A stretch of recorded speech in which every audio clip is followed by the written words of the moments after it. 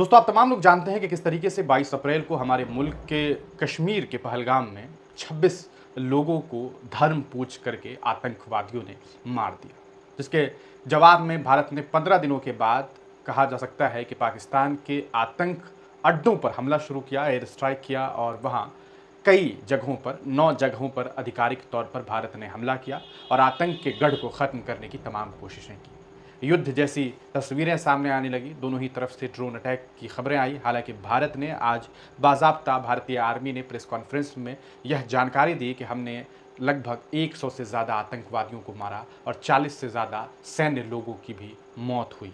आपको बताते चले, आज जब प्रेस कॉन्फ्रेंस हो रहा था तो तमाम हिंदुस्तानियों का सीना फ़ख्र से बुलंद हो रहा था कि हमारी आर्मी ने डट करके मुकाबला किया। शायद उन्हें 2-3 दिन और मिल जाते तो भारत अपना पीओके भी वापस ले लेता और शायद ऐसा भी होता कि पाकिस्तान के टुकड़े हो जाते।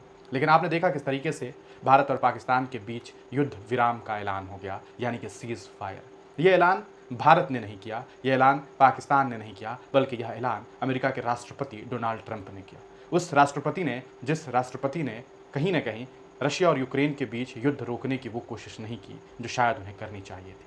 उस अमेरिका ने जिसने इसराइल और फ़लस्तीन के बीच में युद्ध विराम की वो कोशिश नहीं की जो कोशिश उन्हें करनी चाहिए थी। लेकिन पता नहीं क्यों भारत और पाकिस्तान के बीच जब युद्ध हुआ तो अमेरिका ने फुल इंटरेस्ट लिया और रात भर अपनी मेहनत की और उसके बाद दोनों मुल्कों के बीच में युद्ध विराम का ऐलान किया।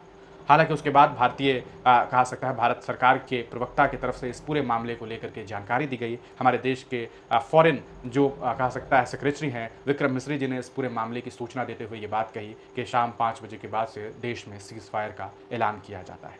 लेकिन आखिरकार इस पूरे मामले के बाद देश में क्या कुछ खबरें सामने आई। भारत देश के कई लोगों ने, यहाँ तक कि राइट विंग के लोगों ने भी हुकूमत पर सवाल उठाना शुरू कर दिया और यह पूछना शुरू किया कि आखिरकार अमेरिका कौन होता है। क्या हम अमेरिका के प्रेशर में इस चीज़ को मानने के लिए तैयार हुए?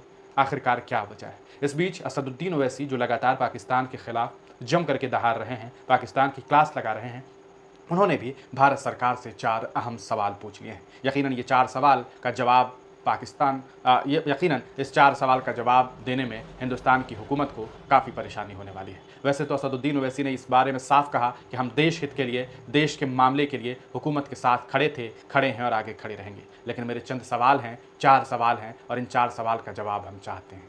आखिरकार वो 4 सवाल क्या है वो हम आपको दिखाना चाहेंगे कि आखिर असदुद्दीन ओवैसी ने वो 4 सवाल क्या पूछा है। उन्होंने अपने सोशल मीडिया प्लेटफॉर्म पर ट्वीट करते हुए लिखा कि जब तक पाकिस्तान भारत के खिलाफ आतंकवाद के लिए अपनी ज़मीन का इस्तेमाल करता रहेगा तब तक अस्थायी शांति संभव नहीं है। सीज़ फायर हो या ना हो, हमें पहलगाम हमले के लिए जिम्मेदार आतंकवादियों का पीछा नहीं छोड़ना चाहिए। जब जब बाहरी आक्रमण हुआ है मैं सरकार और सशस्त्र बलों के साथ खड़ा रहा हूँ, यह समर्थन हमेशा रहेगा।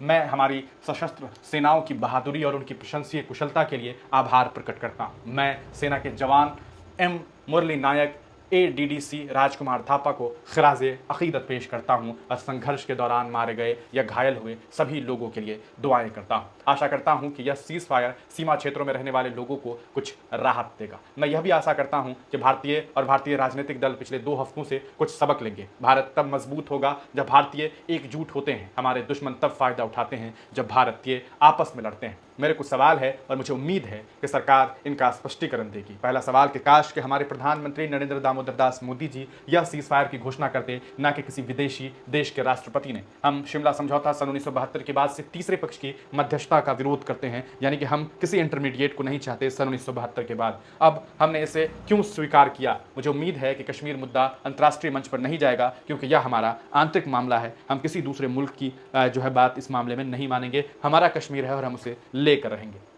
दूसरा सवाल है कि हम किसी तीसरे स्थान पर बातचीत करने को क्यों तैयार हुए? इन बातों का एजेंडा क्या होगा? क्या अमेरिका गारंटी देता है कि पाकिस्तान अपनी ज़मीन का आतंकवाद के लिए इस्तेमाल नहीं करेगा? तीसरा सवाल, क्या हमने पाकिस्तान को भविष्य में आतंकवादी हमलों से रोकने का उद्देश्य प्राप्त किया? क्या हमारा लक्ष्य ट्रंप द्वारा मध्यस्थ से सीज़ फायर कराना था या पाकिस्तान को इस स्थिति में लाना था कि वह किसी और हमले का सपना भी न देख सके? चौथा, हमें पाकिस्तान को FATF की ग्रे लिस्ट में बनाए रखने के लिए अंतर्राष्ट्रीय अभियान जारी रखना चाहिए। ये वो 4 सवाल है जिसका जवाब शायद ही हुकूमत के पास हो। आप इस पर क्या सोचते हैं? अपनी राय कमेंट सेक्शन में ज़रूर लिखिए।